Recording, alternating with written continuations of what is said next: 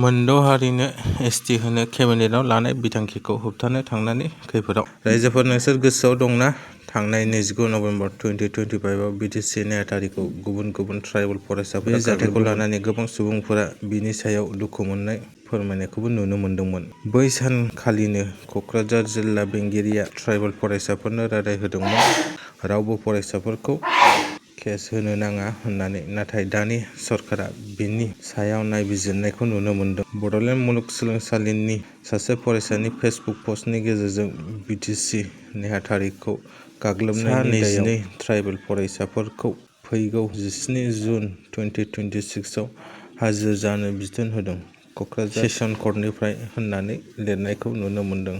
बे खौराङा मासे सैथो? दाबो मोजाङै मिथिनाय जायाखै। मिथियोब्ला खौरांनि गेजेरजों फोरमायना होगोन आं।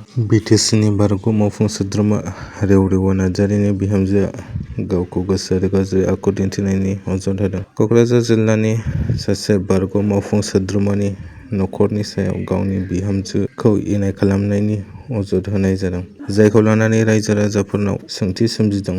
मैया मोनसे खौरां मेलनि गेजेरजों बारग' मावफुं सोद्रोमा रेवरेवा नार्जारिनि बिहामजो आरो इउपिपिएलनि आइजो आफादनि मिरु नेहाथारि सिनबिहा बसुमतारिया अजद होदों दि हाबानि उननिफ्रायनो गावनि बिहाव बिखुनजोजों लोगोसे नखरनि सुबुंफोरा गोबां रोखोमनि इनाय खालामगासिनो दं। गुबैयै बिखुनजोनि नखरा गावनि फिसायजों लोगोसे थानो होआखै। बिसोरो आरो बिसिनि गेजेराव गावस्रालायनायनि सोलोबो खालामगासिनो दं होनना फोरमायदों।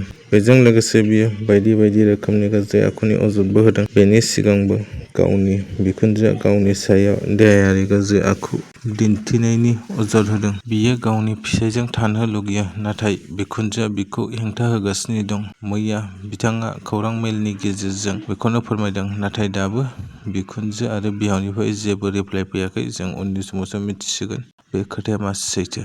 मोनसे सोमोनांथाव जाथाय धेकियाजुलियाव सिखावनि उदखार।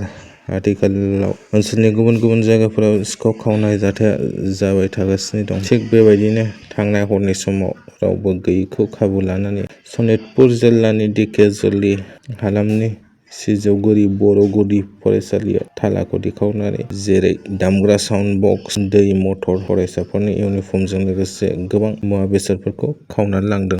दुखुनांथाव खौरां। मोनसे समनि एबसुनि गोख्रों दैदेनगिरि, आथिखालनि इउपिपिएल दोलोनि मुस्रि खनिन बर'आ गोब्राब बेरामजों नाख्रेबजाना बङाइगाव लवार आसाम हस्पिटालाव देहा फाहामथाय लागासिनो दं। जों रायजो राजाफोरा आर'ज गाबनांगोन जाहाथे बिथां सारा थाबैनो मोजां जानानै फैयो। आरो खनले एक्सिडेन्ट जानायखौ जों नुनो मोनगासिनो दं।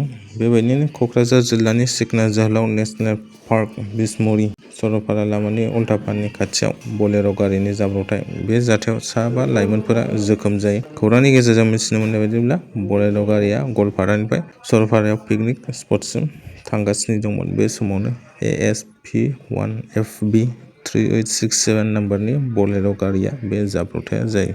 रायजोफोर, नोंसोर नैबे फट'खौ नुबाय जानांगौ ससियेल मिडियाआव। नैबे जाथायानो जाबाय कक्राझार जिल्लानि साखाथियाव थानाय गौरां दैसायाव सासे लाइमोन सिख्लाया बाज्रुमना थैनो नागिरनायनि मोनसे फिसा जाथाय। खौरांनि गेजेरजों दाबो मोजाङै मिथिनाय जायाखैदि बियो मानो बेबायदि खामानिखौ मावदों आरो मा हालोदाव दं। खौरांनि गेजेरजों मिथिनो मोनब्ला बेखौ उनाव फोरमायनाय जागोन। थ' रायजोफोर, दिनै भिडिअ एसेनोसै। जाय साबस्क्राइब खालामाखै साबस्क्राइब खालामदो आरो जेसे हायो शेयार खालामना होदो आरो मोनसे फिसा कमेन्ट हरबानो जाबाय।